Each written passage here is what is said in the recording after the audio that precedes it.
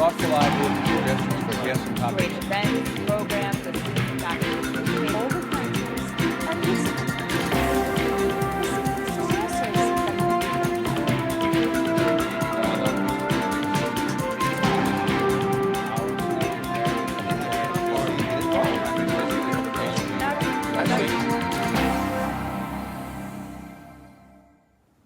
Welcome to this week's segment of Dialogue Houston. I'm your host, Lawrence Payne. To our regular viewing audience, welcome. To those joining us perhaps for the first time here for HCC TV's Dialogue Houston, we now can be found every Tuesday and Thursday at 6 a.m., again at 6 p.m., and on Saturday afternoons now at 3 p.m. As always, in top of the hour, let me thank you for your thoughtful calls, emails, and text messages concerning previous shows we've aired here on HCC TV, but particularly your great ideas for thoughts for guest topics and subjects to be covered on upcoming segments of Dialogue Houston.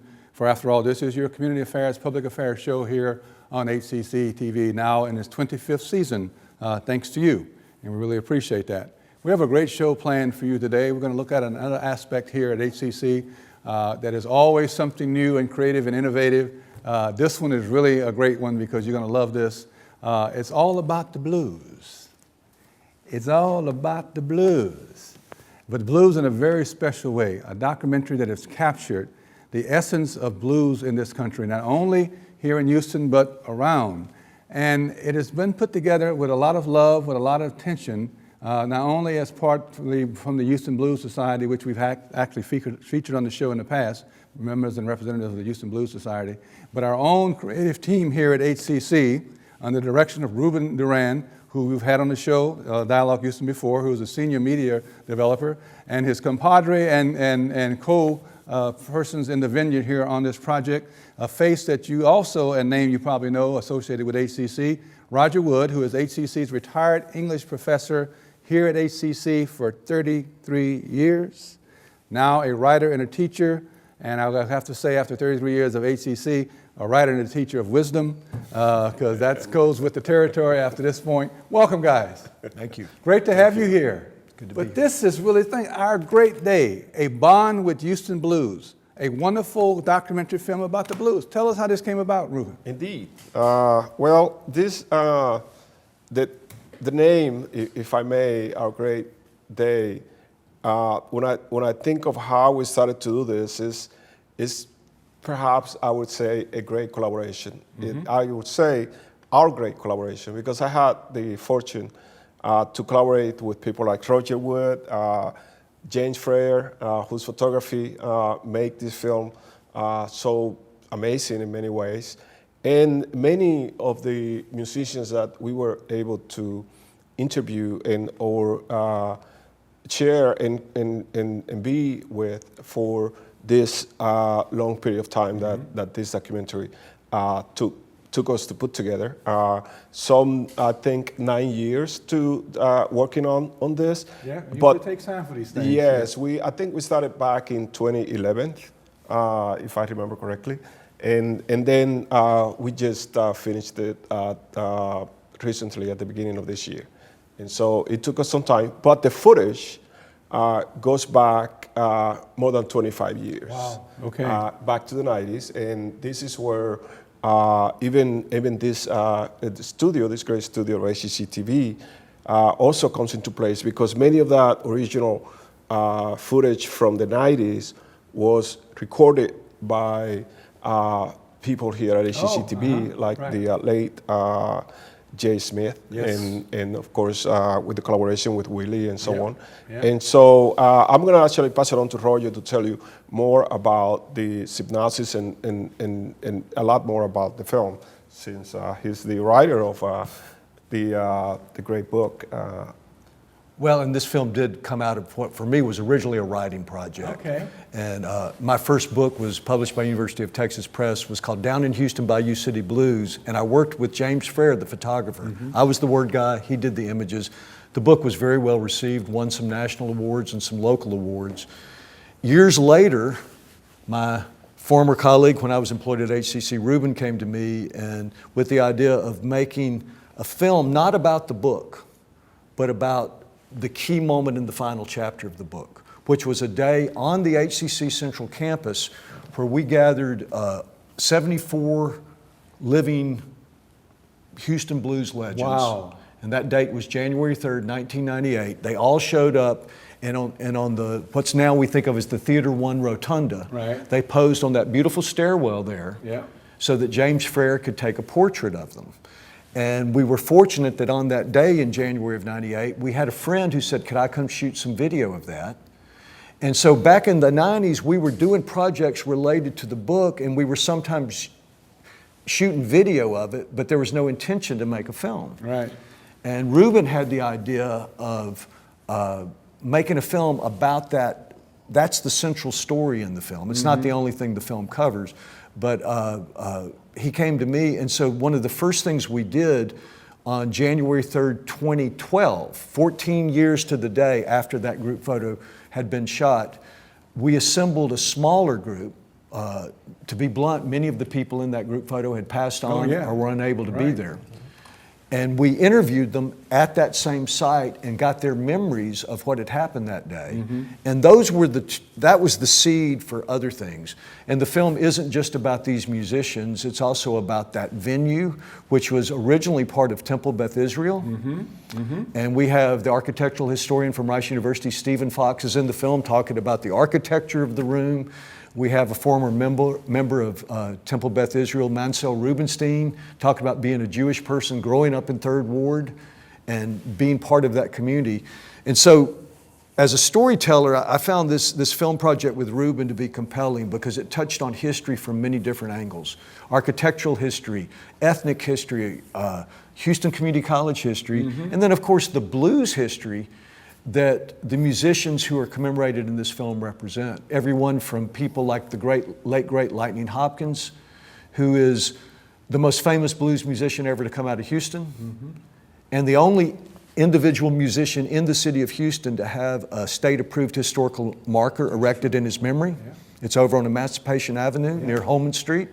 Up to people like Jewel Brown, who was a featured vocalist with Louis Armstrong.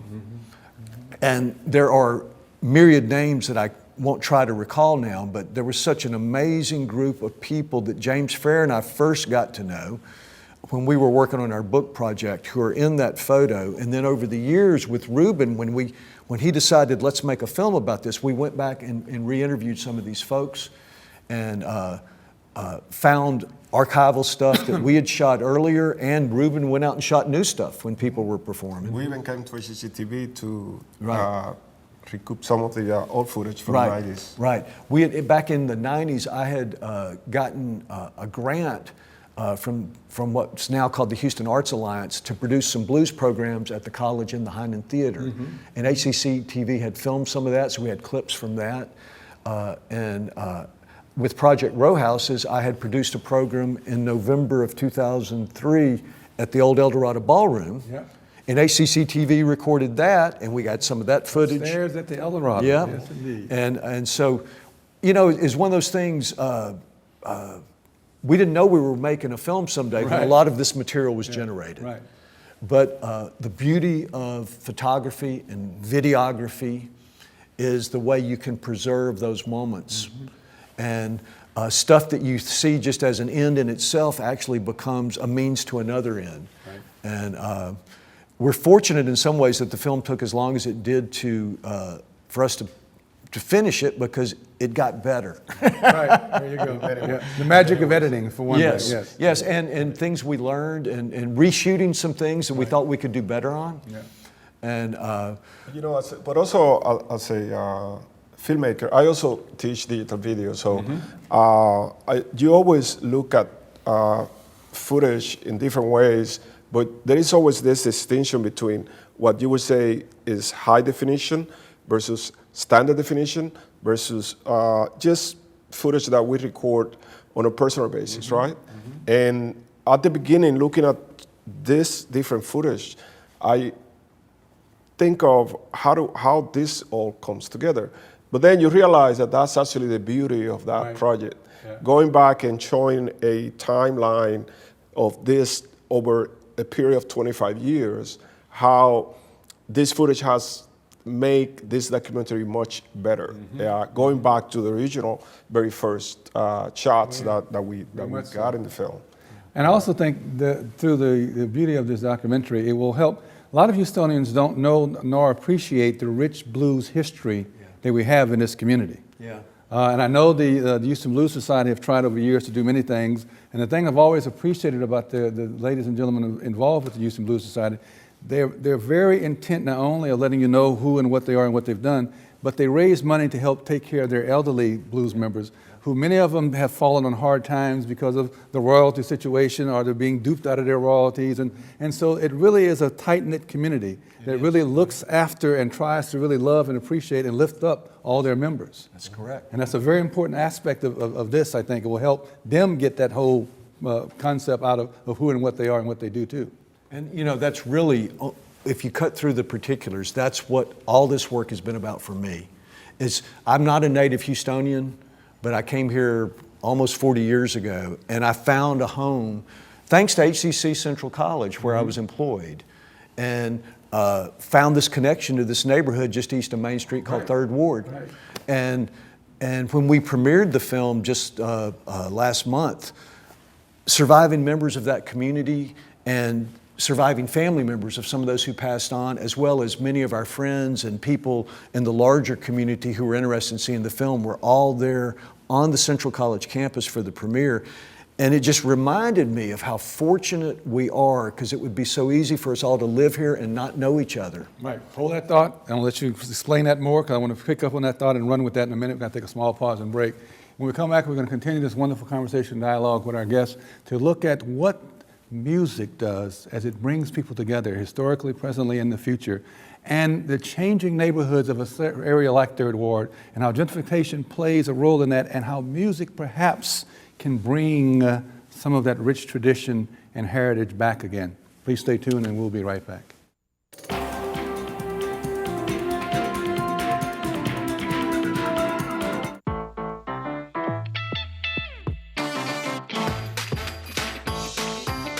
HCC.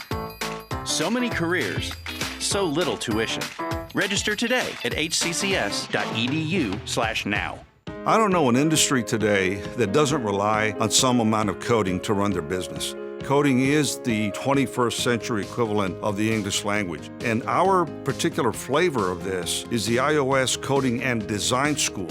And Apple's been very supportive and, in fact, joined with us to roll out the start of this Swift programming initiative. So it's a great opportunity to combine creativity with science and technology, contributing to this app economy. I didn't know where my life was going. With Wounded Warrior Project's help, I was able to get my life back in order.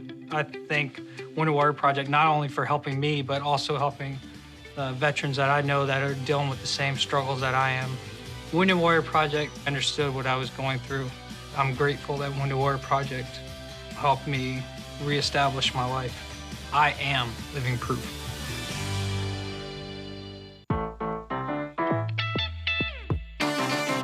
HCC.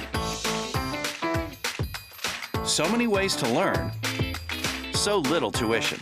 Register today at hccs.edu/now. We have academic programs that help students get from high school into a university. And the data is very clear that students that take the path of a community college finish in far higher numbers than students that start straight into a university experience. Our students can achieve a baccalaureate degree in multiple fields from the universities in the area without ever leaving Houston Community College.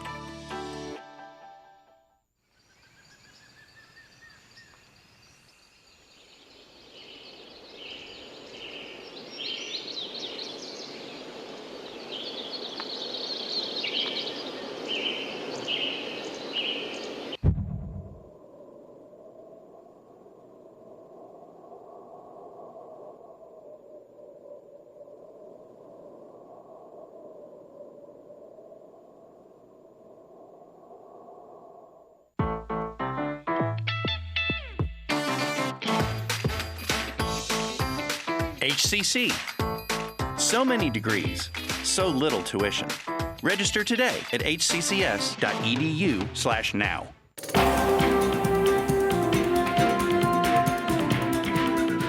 If you're with us for the first part of the show, you know you're having a fascinating conversation with our guests Ruben Duran and Roger Wood about this wonderful documentary that they've teamed up on in a great partnership, Our Great Day, a bond with Houston blues, about the tradition of blues here in Houston. The thing about the documentary, as we were talking during the break, it celebrates the rich African-American blues heritage of the largest city in Texas by tracing unlikely relationships between a cast of characters, et cetera, et cetera. But what it does is it highlights the human beingness of individuals who are passionate about their trade. The blues have always been the thing that has kind of kept a community together. The blues was grown out of individuals' toil and suffering in the fields, picking cotton initially and doing all the things. I had a thought just a minute ago. We just celebrated the 400th anniversary of the end of slavery in the United States, 1619 to 2019. We had a celebration, not really a celebration, we had a commemoration of the end of slavery at the Houston Public Library on Juneteenth that really went well. We also just celebrated the 65th anniversary of Brown versus the Board of Education. And the blues and singing the blues and playing the blues and why the blues exist was always grown out of a social, economic, political reality of hardship. Not only of poverty, but hardship. But also celebrating the human spirit that allowed you to rise up and rise beyond all of that and blossom as a human being, and the essence of human beingness in your ability to look, to move on, to live, to love, to celebrate life. And so the blues has been that intricate part, along with jazz, that has helped that whole thing survive all these many years. That's why I think the documentary is so important, because it captures, just from listening to you talk about it in the first segment, it captures all of those connecting points that you were talking about. And the premiere kind of brought that home with the audience, the great diversity of mixed audience that showed up. Yeah, because you know, for people who've been kind of socially denied selfhood as individuals, Yep. music in general, whether it's music in the church or whether it's pop music or blues or Right. whatever, it has been one way of self-expression and asserting one's individuality. And the blues aesthetic is tied to this idea that if you play everything the same way every time, you're not really being a musician. You have to improvise. Because, and my friend, the late Teddy Reynolds, who was represented in that group photo, I remember he told me this, and he was not a highly educated man in the academic Right. sense, but he says, when I play my music, I improvise it. And then he pointed out the root word for him of improvise was to improve it. Mm-hmm. And he says, I improve it by putting some of myself in it. Right.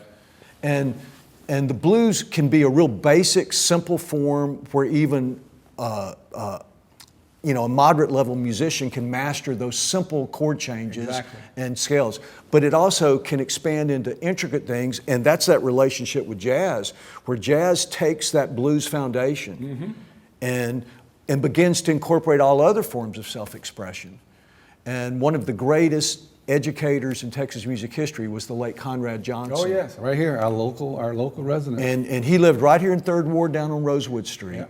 And he was one of the things the film does is to tell how he personally inspired James Frere, the photographer, and I to stage that group photo in '98. And he's one of those people, I mean, he was a highly educated man who could play the most sophisticated jazz, but he also was connected to the musician who couldn't sight read, who didn't, and he was... Doc was a master. Doc, yeah. And he had such a profound influence. Yeah. And that community is something that would have been easy for any one of us, Ruben, me, or any one of us involved with this project, never to be connected to, but through not just our interest in music, but our interest in finding a home in Houston. Yeah. And I don't mean finding a place Right. to live, Right. but finding kind of a more spiritual connection to this place. Tell me about the spirit in the room for the documentary, for the premiere. You tell 'em, man. 'Cause You were there. That sounded like it was quite an evening. So you're referring to the premiere? Premiere. Right. Yeah. It was just, we were eventually very fortunate that HCC Central wanted to host a documentary. And of course, Roger and I and James, we felt that that was the obvious place to host it, Right. because they have been very instrumental in hosting many of these reunions and the photograph in the first place. And so that was very fortunate for us, allowing us to have a place where we can bring these members of the community. But then having some of these musicians come in and be present at the premiere, and many different members of our blues and Houston community Right. overall, was just overwhelming to me. We were actually sitting in the back and just seeing the response from the audience, and it seems to me that the energy of that day is something that I'm going to cherish for the rest of my life, because it was an honor for us to host these musicians and these members of the community, but then being in ways reciprocated by them liking the documentary was to me a really, really great moment, for sure. Yeah. And in many cases, as I'd mentioned earlier, some of the musicians who were in that 98 photograph had passed away long before we started working on this film, but we had family members, and we were able to provide them with copies of this DVD. And that's really gratifying to see people that maybe I'd never met personally, but I knew her father. And to be able to be connected to people through this kind of work. I'm mainly a writer, and working with Ruben has been the first time I've ever worked on a film project like this. But as an English teacher and a writer, I've got to acknowledge we live in an era where film communicates more directly with people than text on a page or text on a screen. And you could write about how Jewel Brown sings forever, but to just see a clip of her singing with Milton Hopkins. You could describe the idiosyncratic blues of Little Joe Washington, but to see a clip of him performing in a joint on Dowling Street back when it was still called Dowling Street. You could admire the improvisational skills of a major blues man like Texas Johnny Brown, but to see the clips of him not just performing on his guitar, but handing off an improvised solo to the saxophone player Robert Phelps, and how the two of them have this dynamic going. As a writer, you could never do justice to the reality of what the video catches in those moments. And including the footage from the reunion, which became the basis for the book, of course.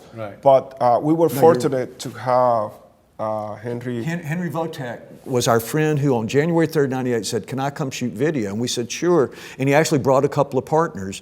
And the spirit of what we didn't create, but the spirit of what happened when those musicians were seeing each other on January 3rd, 98 is obviously in our film from that footage that Henry shot.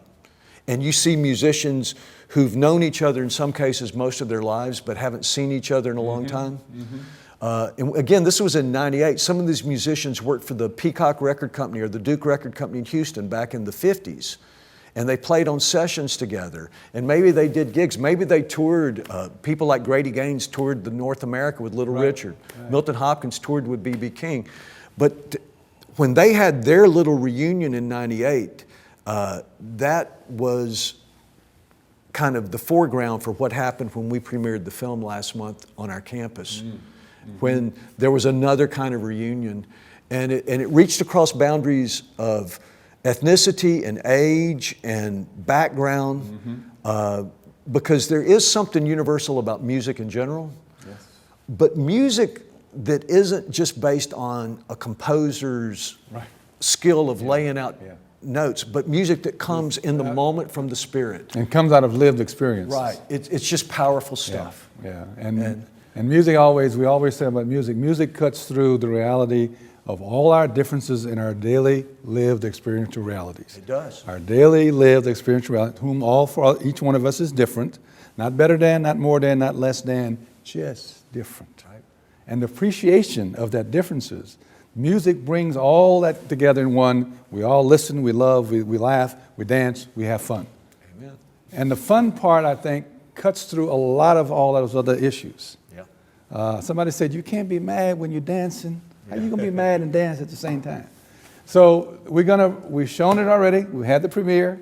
We're gonna show it some more though, and they're working on now venues to be able to do that. We'll help get the word out, when and where. And I know you're trying to work on some of those quickly, so we're gonna get them done soon, and we'll let you know. So what's the next project?